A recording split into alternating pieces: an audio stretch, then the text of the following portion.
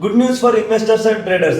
So Monday Indian stock market ಬಂದ್ಬಿಟ್ಟು minimum 400 500 points gap up ಆಗೋ chances ಇದೆ. Stock ಮಾರ್ಕೆಟ್ಗೆ ಒಂದು ಪಾಸಿಟಿವ್ ನ್ಯೂಸ್ ಇದೆ.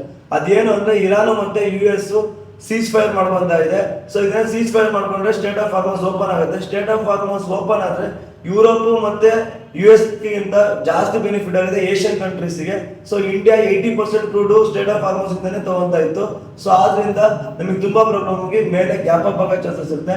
ಅಂಡ್ ಅದ್ರ ಜೊತೆ ಲಾಸ್ಟ್ ಒಂದು ವಾರದಲ್ಲಿ ₹5 ಪೆಟ್ರೋಲ್ ಪ್ರೈಸ್ ನ ಏರಿಸಿದ್ದಾರೆ. ಸ್ಟೇಟ್ ಆಫ್ ಹಾರ್ಮೋನ್ಸ್ ಓಪನ್ ಆಗಿ ಕ್ರೂಡ್ ಪ್ರೈಸ್ ಸಿಕ್ಕಾಪಟ್ಟೆ ಫಾಲ್ ಆದ್ಮೇಲೆ ಈ ₹5 ಇಳಿಸಲೇಬೇಕು. ಇಳಿಸಿದ್ರೆ ಮಾತ್ರ ಇನ್ನೂ ಚೆನ್ನಾಗಿ ಮೇಲೆ ಹೋಗೋದು. ಇಳಿಸ್ತಾರೆ ಎಲ್ಲ ನೋಡಬೇಕು. ಸೊ 2021 ಇಂದ ತುಂಬಾ ಸತಿ ಕ್ರೂಡ್ ಪ್ರೈಸ್ ಸಿಕ್ಕಾಪಟ್ಟೆ ಡ್ರಾಪ್ ಆಗಿತ್ತು. ಯಾವತ್ತೂ ಕೂಡ ಇವರು ಏನು ಇಳಿಸಲಿಲ್ಲ. ಪೆಟ್ರೋಲ್ ಪ್ರೈಸ್ ಏನ್ ಜಾಸ್ತಿ ಇತ್ತು ₹100 ಅದನ್ನೇ ಕಂಟಿನ್ಯೂ ಮಾಡ್ಕೊಂಡ್ ಬಂದ್ರು. ಈಗ ಏನಾರ ₹5 ಜಾಸ್ತಿ ಮಾಡೋದನ್ನ ಆಯಿಲ್ ಕಂಪನೀಸ್ ಪ್ರಾಬ್ಲಮ್ ಆಗಿತ್ತು ಇಷ್ಟು ದಿನ, ಅದಕ್ಕೆ ಅವ್ರು ಇಟ್ಕೊಳ್ಳಿ ಅದೇನಾದ್ರು ಕಮ್ಮಿ ಮಾಡಿಲ್ಲ ಅಂದ್ರೆ ಅದು ನೆಗೆಟಿವ್. ಇದನ್ನೇ ಬೆನಿಫಿಟ್ ಆಗಿ ನಮ್ಮ ದೇಶ ತಗೊಂಡಿದೆ ಅಂತ ಆಗುತ್ತೆ. 2022 ಅಲ್ಲಿ ರಷ್ಯಾ ಮತ್ತೆ ಉಕ್ರೇನ್ ವಾರಾಗಿ ಕ್ರೂಡ್ ಪ್ರೈಸ್ ಜಾಸ್ತಿ ಆದ್ರು, ಪೆಟ್ರೋಲ್ ಪ್ರೈಸ್ ಜಾಸ್ತಿ ಮಾಡಿದ್ರು. ಬಟ್ ವಾರ್ ಕ್ಲೋಸ್ ಆದ್ಮೇಲೆ ಪೆಟ್ರೋಲ್ ಪ್ರೈಸ್ ನ ಇಳಿಸಲೇ ಇಲ್ಲ. ಅದೇ ರೀತಿ ಏನ್ ಪೆಟ್ರೋಲ್ ಪ್ರೈಸ್ ಏರ್ಸಿಯಾರೋ ವಾರ್ ಕ್ಲೋಸ್ ಆದ್ಮೇಲೆ ಪೆಟ್ರೋಲ್ ಪ್ರೈಸ್ ಇಳಿಸಿಲ್ಲ ಅಂದ್ರೆ ನಮಗೆ ತುಂಬಾ ನೆಗೆಟಿವ್ ಆಗುತ್ತೆ.